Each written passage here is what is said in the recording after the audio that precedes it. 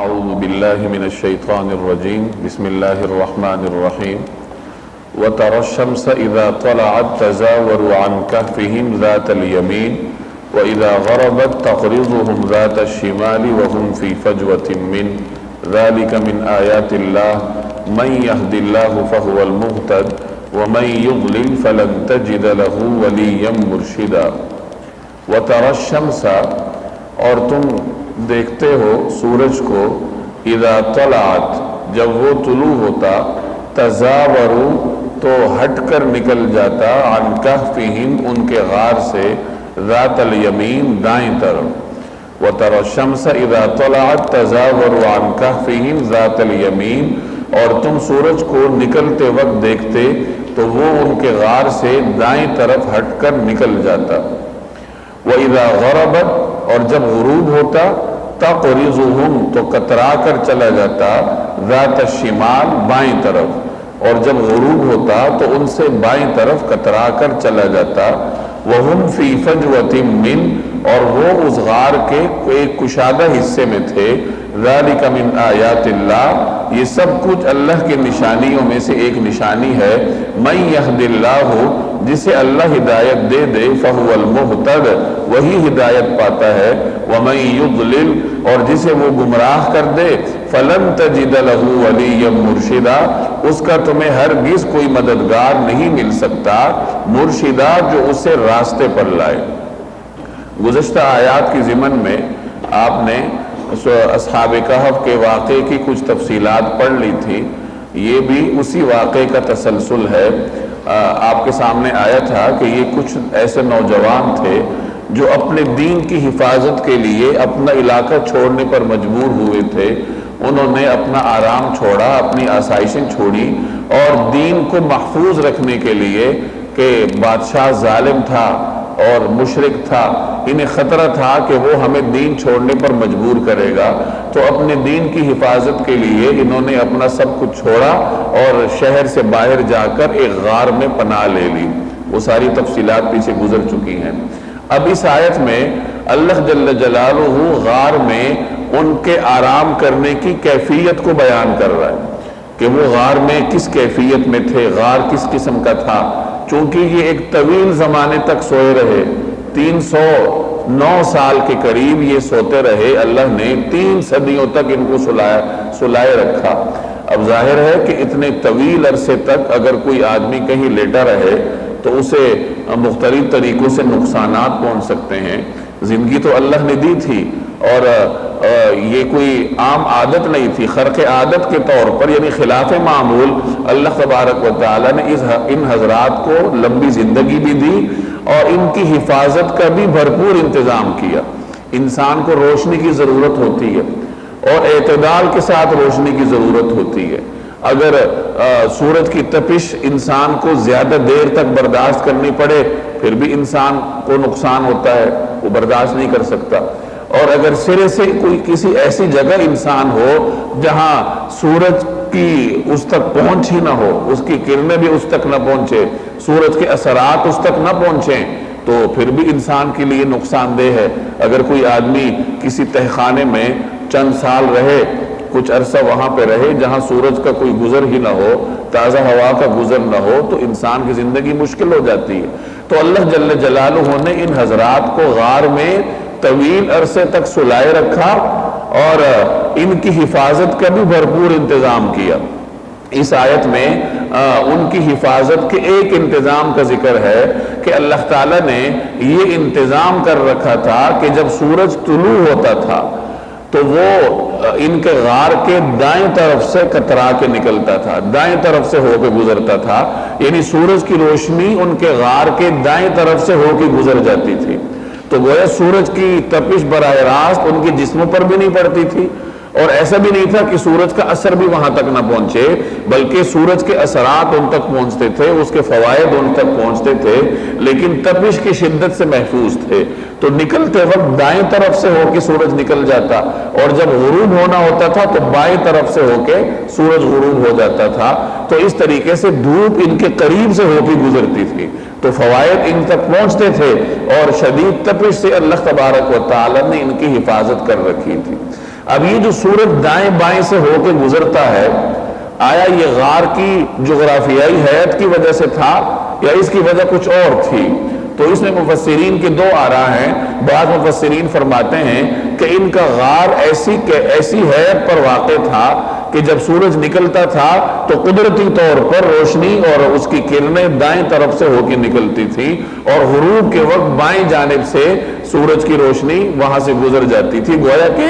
ان کا غار شمالاً جنوباً تھا، یعنی شمالاً جنوباً وہ غار واقع تھا، اور جب سورج نکلتا تھا تو دائیں طرف سے ہو کے گزرتا تھا اور غروب ہوتے وقت بائیں طرف سے گزرتا تھا۔ تو گویا یہ غار کی حیت کی وجہ سے، اس کی جغرافیائی حیت کی وجہ سے تھا کہ اللہ نے ان کی رہنمائی ایسے غار کی طرف کی جہاں سورج کی آمد و رفت کی یہ کیفیت تھی۔ اور بعض حضرات فرماتے ہیں کہ اس میں غار کی کیفیت کا یا اس کی جغرافیائی حیت کا کوئی عمل دخل نہیں تھا، بلکہ یہ براہ راست اللہ جل جلالہ کی قدرت تھی۔ چنانچہ آیت میں اس طرف نشانی بھی ہے،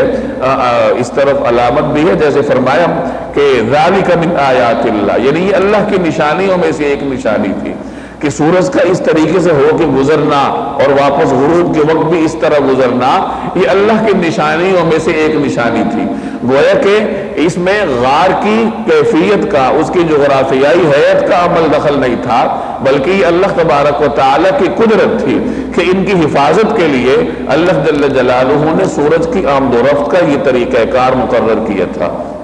اور اللہ کی نشانیوں میں اللہ کی قدرت سے یہ کیا بعید ہے، اگر اللہ تعالیٰ ان کو 300 سال تک سلا سکتا ہے تو پھر سورج کی آمد و رفت کو تبدیل کر دینا یہ اللہ جل جلالہ کی قدرت کے لیے کون سا مشکل کام ہے۔ اور اس سے پہلے بھی اللہ جل جلالہ مختلف حضرات کی اسی طریقے سے حفاظت فرماتے رہے۔ حضرت عزیر علیہ السلام کو طویل عرصے تک اللہ نے سلائے رکھا۔ علماء فرماتے ہیں کہ جس زمانے میں وہ سوئے ہوئے تھے طویل عرصے تک، تو ان کے قریب سے اللہ نے کسی کو نہیں گزرنے دیا کہ کوئی ان کو نقصان نہ پہنچا دے۔ اسی طریقے سے جناب رسول اللہ صلی اللہ علیہ وسلم کی حضرت ابوبکر صدیق کے ساتھ اللہ نے غار ثور میں حفاظت فرمائی۔ مشرکین وہاں تک پہنچ گئے تھے، اور اگر کوئی ہلکا سا جھک کر دیکھتا تو انہیں رسول اللہ صلی اللہ علیہ وسلم اور حضرت ابوبکر صدیق رضی اللہ تعالی عنہ کے وہاں موجود ہونے کے شواہد مل سکتے تھے، لیکن اللہ جل جلالہ نے ان کی آنکھوں پر پردہ ڈالا اور غار کے دہانے پر کبوتر نے گھونسلہ بنایا تو اللہ نے حفاظت فرمائی۔ تو اللہ تبارک و تعالی اس طریقے سے اپنے برگزیدہ بندوں کی مختلف اوقات میں حفاظت فرماتا رہتا ہے۔ انسان جب اللہ کے راستے میں نکلتا ہے، اللہ کے لیے کچھ کرتا ہے، تو اگلے راستے اللہ تعالیٰ اس کے لیے آسان بناتا ہے۔ تو یہاں اسی سورج کی اسی آمد و رفت کی طرف اشارہ ہے۔ وَتَرَى الشَّمْسَ إِذَا طَلَعَتْ تَزَاوَرُ عَنْ كَهْفِهِمْ ذَاتَ الْيَمِينِ، اور وہ غار ایسا تھا کہ اگر آپ سورج کو نکلتے وقت دیکھتے تو وہ ان کے غار سے دائیں طرف ہٹ کر نکل جاتا۔ وَإِذَا غَرَبَتْ تَقْرِضُهُمْ ذَاتَ الشِّمَالِ، اور جب غروب ہوتا تو ان سے بائیں طرف کترا کر چلا جاتا۔ اور وہ کہاں تھے؟ وَهُمْ فِي فَجْوَةٍ مِّنْ، اور وہ اس غار کے ایک کشادہ حصے میں سوئے ہوئے تھے، یعنی غار کے کنارے پر نہیں تھے بلکہ اس کے درمیانی حصے میں تھے، اور کنارے پر سورج کی روشنی طلوع ہوتے وقت گزر جاتی اور غروب ہوتے وقت گزر جاتی، تو اس طرح ان تک سورج کی ہلکی پھلکی حرارت پہنچتی، اس کے فوائد ان تک پہنچتے، اور تپش کا جو نقصان ہے، شدت ہے، اس سے اللہ نے ان کی حفاظت کا انتظام کیا تھا۔ ذالک من آیات اللہ، یہ سب کچھ اللہ کی نشانیوں میں سے ایک نشانی ہے، یعنی ان کا غار میں اتنے لمبے عرصے تک سوئے رہنا اور پھر اس طریقے سے سورج کے فوائد سے مستفید ہونا اور تپش سے حفاظت میں آنا، یہ سب کچھ اللہ جل جلالہ کی نشانیوں میں سے ایک نشانی تھی۔ من یہد اللہ، جسے اللہ ہدایت دے دے، فہو المہتد، وہی ہدایت پاتا ہے۔ ہدایت اللہ کی طرف سے ہوتی ہے، انسان کے ذمے ہدایت کو طلب کرنا ہے۔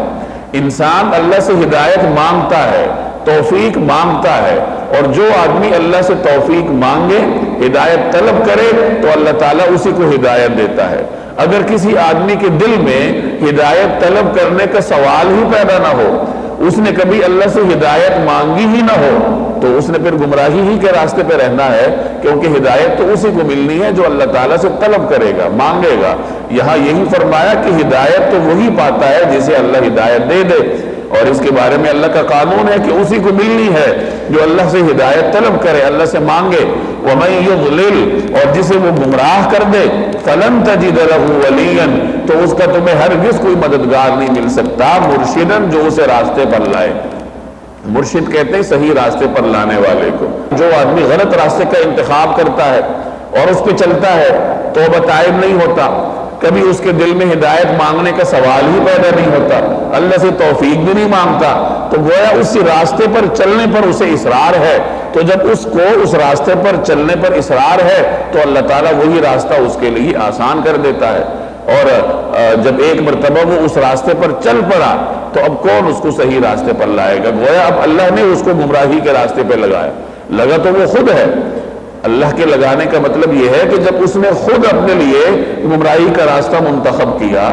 اور اللہ سے ہدایت کبھی نہیں مانگی، توفیق کبھی نہیں مانگی، توبہ کبھی نہیں کی، اور اسی راستے پہ چلتا رہا، تو وہی راستہ اللہ اس کے لیے آسان کر دیتا ہے۔ وَتَحْسَبُهُمْ أَيْقَاظًا وَهُمْ رُقُودٌ وَنُقَلِّبُهُمْ ذَاتَ الْيَمِينِ وَذَاتَ الشِّمَالِ وَكَلْبُهُمْ بَاسِطٌ ذِرَاعَيْهِ بِالْوَصِيدِ لَوِ اطَّلَعْتَ عَلَيْهِمْ لَوَلَّيْتَ مِنْهُمْ فِرَارًا وَلَمُلِئْتَ مِنْهُمْ رُعْبًا۔ وَتَحْسَبُهُمْ، اور تم انہیں یہ سمجھتے، ایقاظاً، کہ وہ جاگ رہے ہیں، وَتَحْسَبُهُمْ أَيْقَاظًا، اور تم انہیں دیکھ کر یہ سمجھتے کہ وہ جاگ رہے ہیں، وَهُمْ رُقُودٌ، حالانکہ وہ سوئے ہوئے تھے،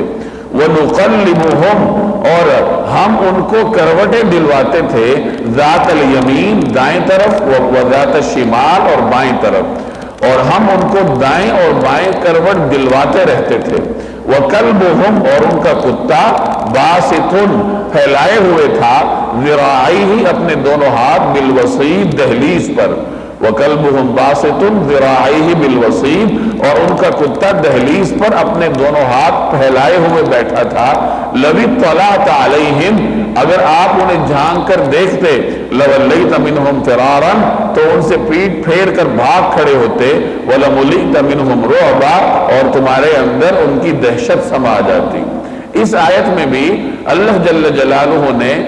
وہ غار میں ان کی حفاظت ہی کا نظم بیان کیا ہے کہ کس طریقے سے اللہ تبارک و تعالی نے غار میں ان کی حفاظت فرمائی۔ پچھلی آیت میں ان کی حفاظت کا نظم یوں بیان کیا کہ سورج کی روشنی سے ان کو فائدہ تو پہنچتا تھا، البتہ تپش کی شدت سے اللہ نے ان کی حفاظت کی تھی۔ تو یہاں بھی ان کے سونے کے دوران اللہ کی جانب سے ان کی حفاظت کے ایک اور بندوبست کا بیان ہے۔ جب انسان سوتا ہے طویل عرصے تک، اگر اس کا پہلو زمین کے ساتھ لگا رہے تو زمین اس کے پہلو کو کھانا شروع کر دے گی۔ اگر کسی مریض کو، کسی قومے کے مریض کو آپ چھوڑ دیں اور وہ ایک ہی کروٹ پر سارا سال یا 2 سال 3 سال تک پڑا رہے تو اس کی وہ کروٹ متاثر ہو جائے گی۔ انسان کی صحت کا دار و مدار اس پر ہے کہ وہ کروٹ بدلتا رہے۔ اصحاب کہف چونکہ طویل زمانے تک سوئے ہوئے تھے، 309 برس تک سوتے رہے، تو اللہ تبارک و تعالی نے ان کے جسموں کی حفاظت کا انتظام اس طرح کیا تھا کہ اللہ تعالیٰ کی جانب سے یہ بندوبست تھا کہ وہ کروٹ بدلتے رہتے تھے۔ اب کروٹ کب بدلتے تھے، کتنے زمانے کے بعد بدلتے تھے، قرآن کریم نے اس کی صراحت نہیں کی، اور نہ ہی کسی حدیث میں ہمیں اس کی وضاحت ملتی ہے۔ مفسرین نے اسرائیلی روایات کی بنیاد پر آراء قائم کی ہیں۔ کچھ حضرات فرماتے ہیں کہ 9 سال کے بعد اللہ تعالیٰ انہیں کروٹ دلواتا تھا، کچھ کہتے ہیں کہ محرم میں اللہ تعالیٰ انہیں کروٹ دلواتا تھا۔ بہرحال وہ مفسرین کے اپنے قیاسات ہیں۔ اتنا ہی سمجھنا ہمارے لیے کافی ہے کہ اللہ نے ان کے جسموں کی حفاظت کے لیے کروٹ دلوانے کا انتظام فرمایا تھا کہ ان کے جسم کا ایک حصہ زمین کھانے نہ پائے بلکہ کروٹ بدلتے رہیں۔ اسی طرح اور بھی کچھ ایسی علامات تھی جس سے ان کے زندہ رہنے کا ثبوت ہو اور سونے کا اظہار نہ ہو، تاکہ اگر کوئی دیکھے بھی تو اسے یہ نہ لگے کہ یہ سوئے ہوئے، بلکہ اسے یہ محسوس ہو جیسے یہ جاگ رہے ہیں۔ چنانچہ مفسرین نے اس آیت کے ذیل میں یہ تفصیلات بیان کی ہیں کہ عام طور پر جو شخص سوتا ہے تو اس کے جسم میں ڈھیلا پن آ جاتا ہے، اس کا سانس بدل جاتا ہے، سانس میں بھی تغیر آ جاتا ہے۔ جاگنے والے اور سونے والے کے سانس لینے کی کیفیت میں فرق ہوتا ہے۔ تو اللہ تعالیٰ نے ان کے جسم کو ڈھیلا ہونے سے محفوظ رکھا ان کا جسم ایسے ہی چاق و چوبند نظر آتا تھا جیسے یہ لوگ جاگ رہے ہوں، آنکھیں بھی ان کی کھلی ہوئی تھی، اور جو سوئے ہوئے آدمی کے سانس لینے میں تغیر آتا ہے تو وہ تغیر اللہ نے ان میں نہیں آنے دیا، وہ سانس ایسے ہی لے رہے تھے جیسے ایک جاگتا ہوا شخص لیتا ہے۔ یہ تمام انتظامات اس لیے تھے کہ کوئی آدمی ان کو سوتا ہوا سمجھ کر انہیں نقصان نہ دے دے۔ اول تو غار تک آنے میں ہی اللہ جل جلالہ نے رکاوٹیں کھڑی کی تھی، اور پھر اگر کوئی غار میں پہنچ بھی جائے تو وہ ان کو جاگتا ہوا سمجھے گا اور وہاں سے واپس چلا جائے گا، انہیں کسی قسم کا نقصان اللہ تبارک و تعالی نے نہیں پہنچنے دیا۔ تو اس آیت میں ان کے سونے کی کیفیت کا بیان ہے۔ تو فرمایا وَتَحْسَبُهُمْ أَيْقَاظًا، اور اگر فرض کریں آپ انہیں دیکھتے تو آپ انہیں ایسا سمجھتے ایقاظاً جیسے وہ جاگ رہے ہوں، وَهُمْ رُقُودٌ، حالانکہ وہ سوئے ہوئے تھے۔ اب وہی تفصیلات جیسے میں نے عرض کیا کہ سانس لینے میں کوئی تبدیلی نہیں تھی، کروٹ بھی وہ بدل رہے تھے، جسم میں ڈھیلا پن بھی نہیں تھا، یعنی آنکھیں بھی کھلی ہوئی تھی، ایسا لگتا تھا جیسے جاگ رہے، حالانکہ وہ سوئے ہوئے تھے۔ وَنُقَلِّبُهُمْ ذَاتَ الْيَمِينِ وَذَاتَ الشِّمَالِ، اور ہم ان کو دائیں اور بائیں کروٹ دلواتے رہتے تھے۔ وَكَلْبُهُمْ بَاسِطٌ ذِرَاعَيْهِ بِالْوَصِيدِ، اور ان کا کتا دہلیز پر اپنے دونوں ہاتھ پھیلائے ہوئے بیٹھا تھا، وہ پھیلائے ہوئے وہاں موجود تھا۔ تو گویا اگر کوئی آدمی آتا تو وہ یہی سمجھتا کہ یہ کتا بیٹھا ہوا ہے، اور اس نے پھر وہاں قریب جانے کی ہمت ہی نہیں کرنی تھی۔ میں نے پہلے درس میں عرض کیا تھا کہ بعض مفسرین فرماتے ہیں کہ اصحاب کہف کے لوگ جب اپنے علاقے سے نکلے تھے تو راستے میں ان کے ساتھ ایک چرواہا ہو لیا تھا، اور اس چرواہے کے ساتھ اپنا ایک کتا بھی تھا، تو اس طریقے سے کتا بھی ان کے ساتھ موجود تھا۔ اور جب یہ لوگ غار میں گئے تو وہ باہر دروازے پر اپنی عادت کے مطابق بیٹھ گیا حفاظت کے لیے۔ کتا رکھنا عام طور پر پسندیدہ نہیں ہے۔ قرآن کریم میں دو جانوروں کی مذمت بیان کی گئی ہے، ایک گدھے کی اور ایک کتے کی۔ گدھے کی مثال اللہ نے یہود کی حماقت کو واضح کرنے کے لیے دی۔ چنانچہ قرآن کریم میں ایک جگہ اللہ تعالیٰ فرماتے ہیں کہ یہ یہود اس طریقے سے بوجھ اٹھائے ہوئے ہیں جیسے گدھا بوجھ اٹھاتا ہے، کہ یہود کو اللہ نے کتاب دی ہے، ان کو علم دیا ہے، لیکن یہود کے اوپر علم لادنا ایسا ہی ہے جیسے گدھے کے اوپر کتاب لاد دی جائے۔ جس طرح گدھا کتاب سے فائدہ نہیں اٹھا سکتا اپنی بے عقلی کی وجہ سے، حماقت کی وجہ سے، اسی طرح یہود بھی فائدہ نہیں اٹھا سکتے۔ اور کتے کی مثال قرآن کریم میں ہوس کو واضح کرنے کے لیے دی گئی ہے۔ چنانچہ بلعام بن باورا، یہ حضرت موسیٰ علیہ السلام کی امت کا انتہائی برگزیدہ شخص تھا، لیکن شیطان کے بہکاوے میں آ کر یہ حضرت موسیٰ علیہ السلام کے مقابلے پر آیا، تو اللہ جل جلالہ نے اس کی مثال قرآن کریم میں بیان کی کہ فَمَثَلُهُ كَمَثَلِ الْكَلْبِ، کہ اس کی مثال ایسی ہے جیسے کتا ہوتا ہے۔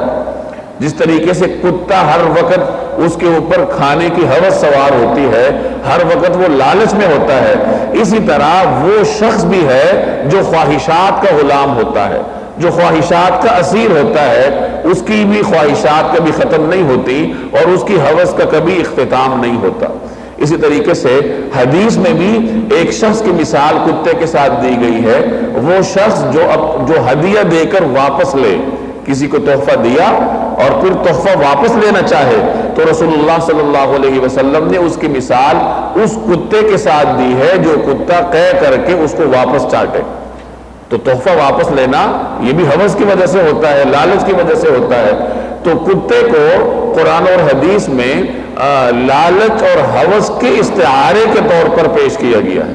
علماء فرماتے ہیں کہ کتا ایسا جانور ہے جس کے شیطان کے ساتھ مناسبت زیادہ ہے، یہی وجہ ہے کہ کتا رکھنا ناپسندیدہ قرار دیا گیا۔ ایک روایت کا مفہوم ہے کہ جو آدمی بغیر کسی عذر کے کتا رکھتا ہے تو روزانہ اس کے ثواب میں سے 2 قیرات گھٹتے رہتے ہیں۔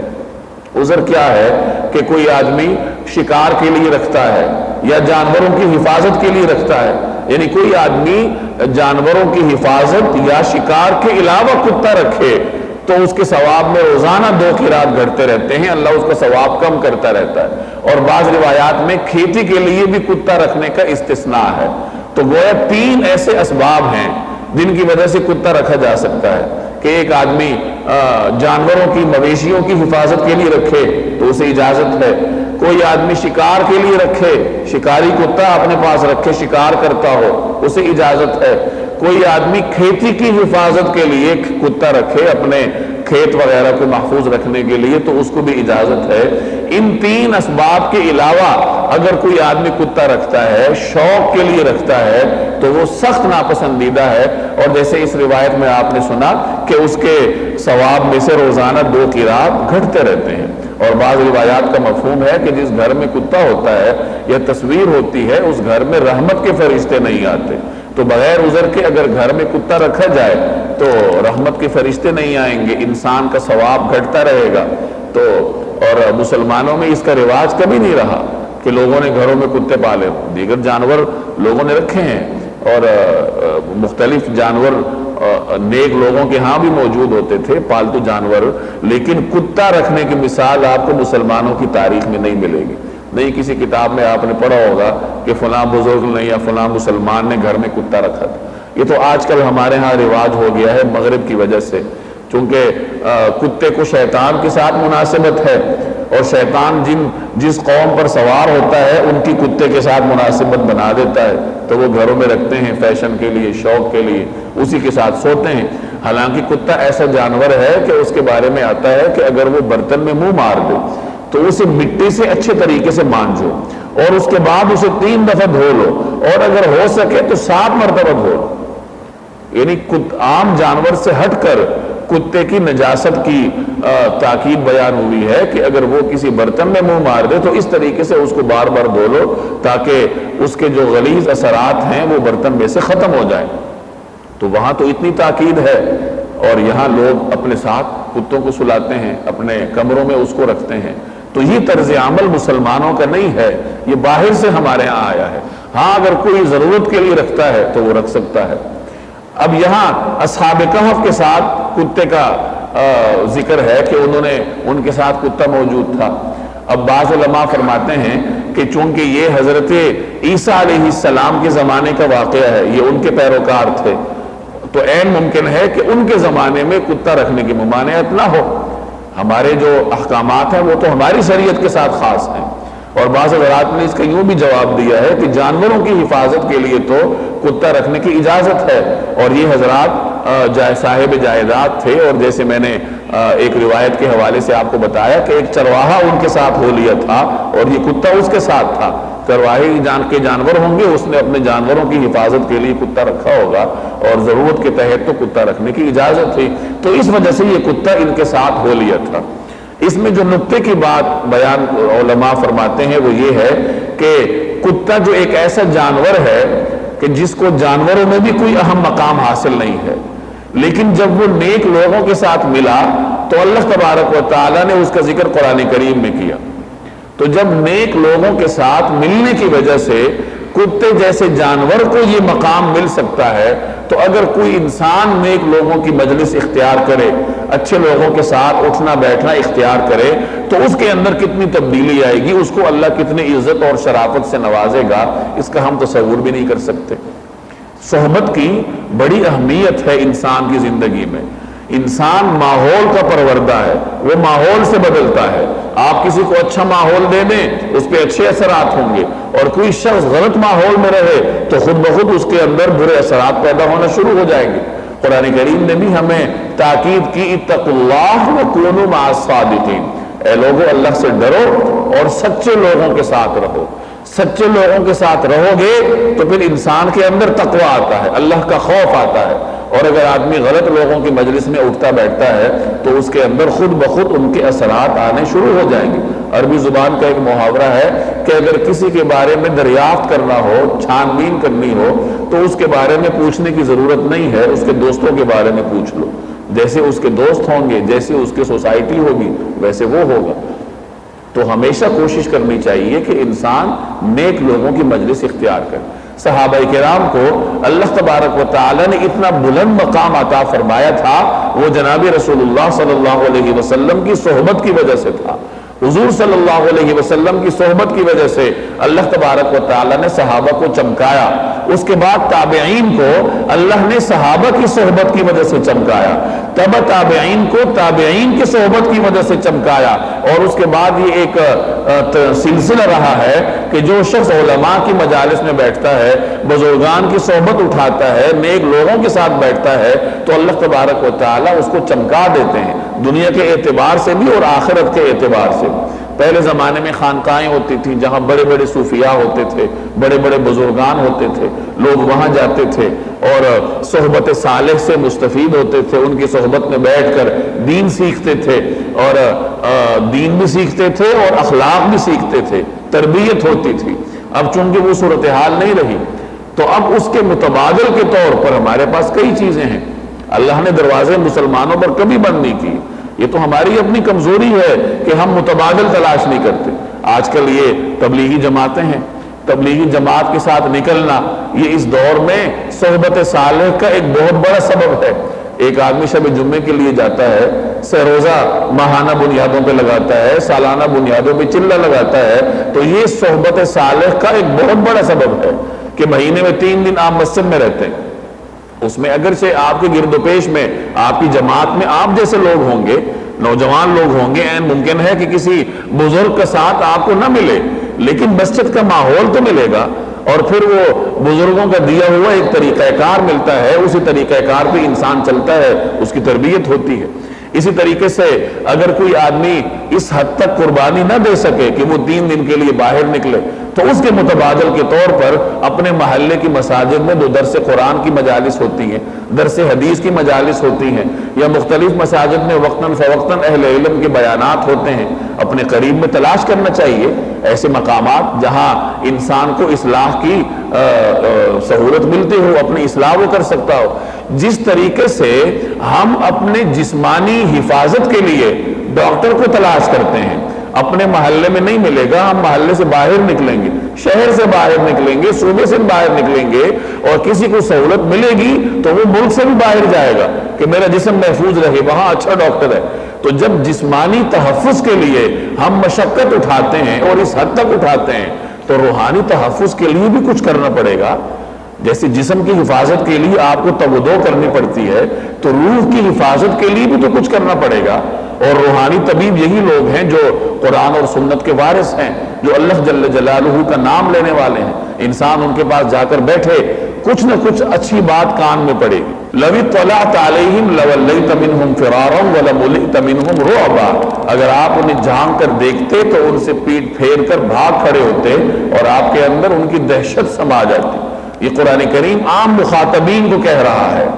کہ عام جو مخاطب ہیں، اگر وہ اصحاب کہف کے غار میں جھانک لیتے، تو چونکہ اللہ تبارک و تعالیٰ نے ان کی حفاظت کا بندوبست کیا ہوا تھا،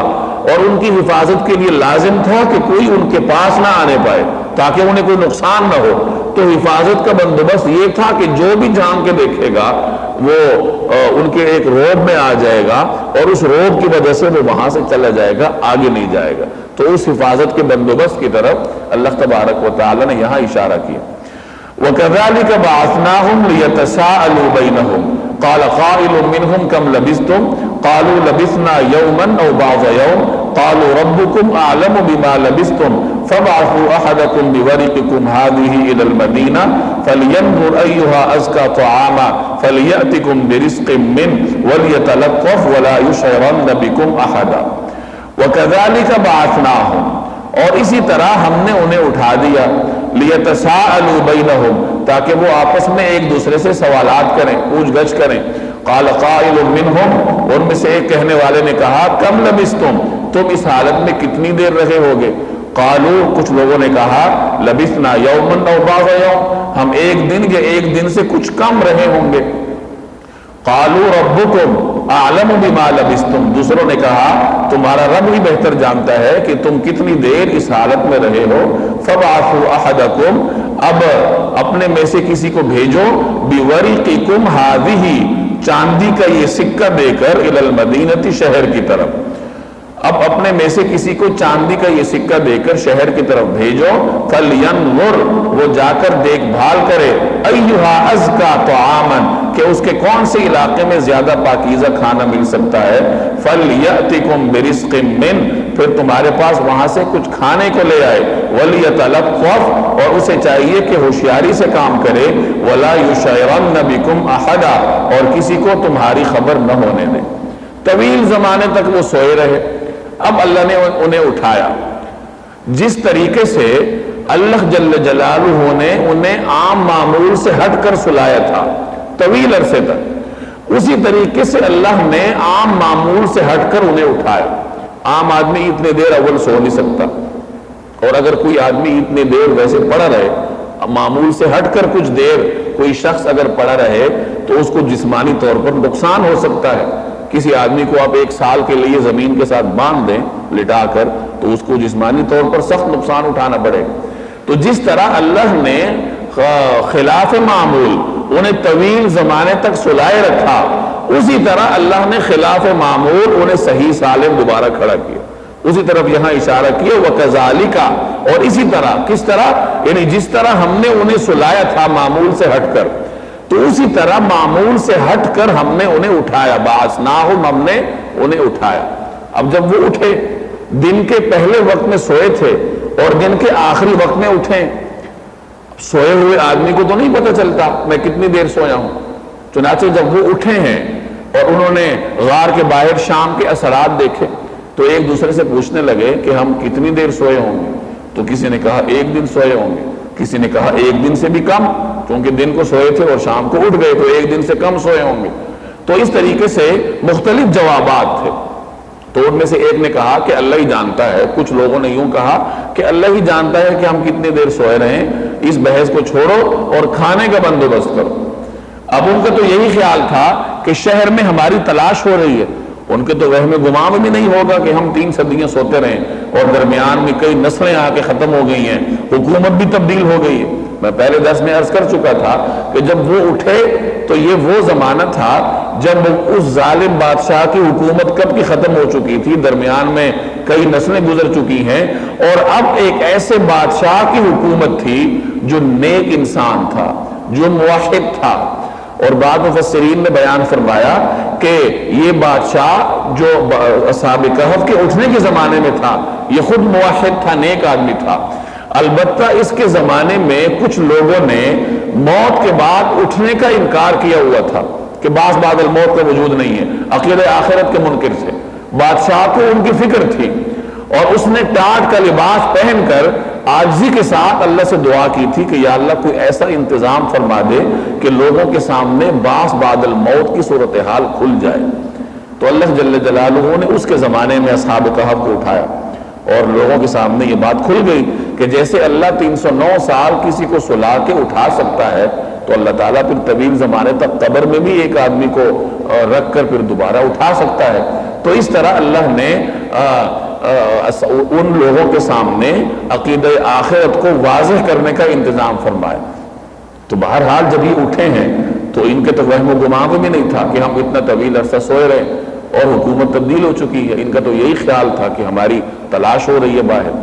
تو انہوں نے آپس میں مشورہ کیا کہ کھانے کا انتظام کرنا چاہیے۔ یہ اپنے ساتھ کچھ رقم بھی لے گئے تھے، اپنی جمع پونجی کچھ ساتھ لے گئے ہوں گے تاکہ بوقت ضرورت کام آئے گی۔ تو مشورہ ہوا آپس میں کہ کسی ایک کا انتخاب ہو جو ان میں سے ذرا زیادہ ہوشیار تھا اور اس کو کچھ رقم دے دی جائے تاکہ وہ جائے اور ہوشیاری کے ساتھ رہ کر کچھ کھانا لے آئے اور کوشش یہ کرے کہ کسی کو خبر نہ ہونے پائے کہ یہ کون ہے، ورنہ کیا ہوگا کہ جب لوگوں کو خبر ہو جائے گی تو آگے وہ ہمیں نقصان پہنچائیں گے۔ چنانچہ ان میں سے ایک شخص جس کا نام مفسرین نے تملیخہ بتایا ہے کہ وہ تھوڑا سا ان میں ہوشیار تھا، سمجھدار تھا، اس کا انتخاب ہوا۔ تو سب نے اس کو کچھ رقم دی کہ جاؤ اور تم کھانا تلاش کرو، اور اس کو کہا ایھا ازکی طعام، کہ ذرا تلاش کرنا کہ شہر کے کس حصے میں پاکیزہ کھانا ہوگا، یعنی کھانا ہو پاکیزہ ہو، حلال کھانا ہو۔ انسان کو ہر وقت فکر ہوتی ہے کہ اس کے پیٹ میں حرام کا لقمہ نہ جانے پائے۔ تو اب جب وہ باہر نکلا کہ میں جا کر کچھ کھانا لے کر آؤں، تو پھر اللہ تبارک و تعالی نے ان کے اظہار کا انتظام فرمایا۔ جب ان کو چھپانا تھا تو چھپانے کا انتظام فرمایا، اور اب ان کو منظر عام پر لانا تھا تو اللہ نے منظر عام پر لانے کا انتظام فرمایا کہ جب اس نے دکاندار کو جا کر وہ سکہ پکڑایا جو 309 سال پہلے کا تھا، اس زمانے میں مختلف بادشاہ بعض اوقات سکوں پہ اپنے نام بھی کندہ کرواتے تھے، اور حکومت بدلنے کے ساتھ سکے تبدیل ہو جایا کرتے تھے۔ اب یہ سکہ تو کب کا متروک ہو چکا تھا، تو جب اس نے دکاندار کو پکڑایا تو اسے حیرت ہوئی کہ یہ کس زمانے کا سکہ ہے، تو اسے شک پڑا کہ شاید اسے کوئی قدیم زمانے کی دولت اس کے ہاتھ آئی ہے۔ تو دکاندار نے کچھ پوچھ گچھ کی کہ تم کون ہو، کہاں سے آئے ہو، اسے شک پڑا اور وہ بادشاہ کے دربار میں لے گئے۔ جب بادشاہ نے اسے پوچھ گچھ کی تو پھر اس کے سامنے یہ عقدہ کھلا کہ یہ تو وہی لوگ ہیں جو کسی زمانے میں اپنا دین چھوڑ کر نکلے تھے، اور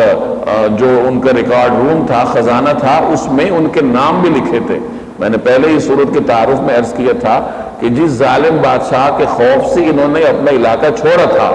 اس نے ان کی تلاش سے مایوس ہو کر ان کے نام تختی پہ لکھوا کے اپنے ریکارڈ روم میں یا اپنے خزانے میں رکھوائے تھے، تاکہ جب بھی یہ ملیں تو ان کا ریکارڈ اب ہمارے پاس موجود ہو، حکومت کے قبضے میں ہو۔ تو اس بادشاہ نے پھر وہی نکلوائے ان کے نام، اور پھر اس نے تصدیق کی کہ یہ تو واقعتاً وہی لوگ ہیں۔ پھر وہ ان کے ساتھ آیا، وہ تفصیلات آگے آئیں گی۔ تو اس آیت میں اصحاب کہف کے اٹھنے، آپس میں ایک دوسرے سے کچھ سوال کرنے، اور پھر اپنے میں سے ایک کو شہر بھیجنے کا تذکرہ ہے، اور اس کو ساتھ نصیحت بھی کی تھی کہ ہوشیاری سے کام کرنا اور کسی کو تمہارے اوپر شبہ نہ ہونے پائے، اگر شبہ ہوگا تو کیا ہوگا اس کا ذکر اس اگلی آیت میں ہے۔ إِنَّهُمْ إِن يَظْهَرُوا عَلَيْكُمْ يَرْجُمُوكُمْ أَوْ يُعِيدُوكُمْ فِي مِلَّتِهِمْ وَلَن تُفْلِحُوا إِذًا أَبَدًا۔ إِنَّهُمْ إِن يَظْهَرُوا عَلَيْكُمْ، کیونکہ اگر ان لوگوں کو تمہاری خبر مل گئی، یرجموکم، تو یہ تمہیں پتھراؤ کر کے ہلاک کر ڈالیں گے، او یعیدوکم فی ملتہم، یا تمہیں اپنے دین میں واپس آنے کے لیے مجبور کریں گے، ولن تفلحوا اذا ابدا، اور ایسا ہوا تو تمہیں کبھی فلاح نہیں مل سکے گی۔ یہ آپس میں مشورہ کر رہے ہیں کہ جس کا انتخاب ہوا ہے باہر جانے کے لیے، اسے یہ نصیحت کی جا رہی ہے کہ ذرا سمجھداری سے کام کرنا، کسی کو شک یا شبے کا موقع نہ دینا، کسی کو پہچان کا موقع نہ دینا، ورنہ اگر وہ تمہیں پہچان گئے تو بادشاہ تو ہماری تلاش میں ہے اور ہمیں گرفتار کر لیا جائے گا، اور پھر کیا ہوگا، یا تو ہمیں سنسار کر دیں گے، ہمیں قتل کر دیں گے، اور یا پھر ہمیں اپنے دین کو چھوڑنے پر اور شرک کی طرف واپس آنے پر مجبور کریں گے۔ اور ساتھ ہی یہ بھی کہا کہ اگر ہم ان کے دین کی طرف چلے گئے تو پھر تو ہمیں کبھی کامیابی نہیں ملے گی، گویا کامیابی اللہ جل جلالہ کے راستے میں ہوتی ہے اور توحید میں ہوتی ہے۔ تو اس طریقے سے نصیحتیں کر کے انہوں نے اپنے ساتھی کو بھیجا۔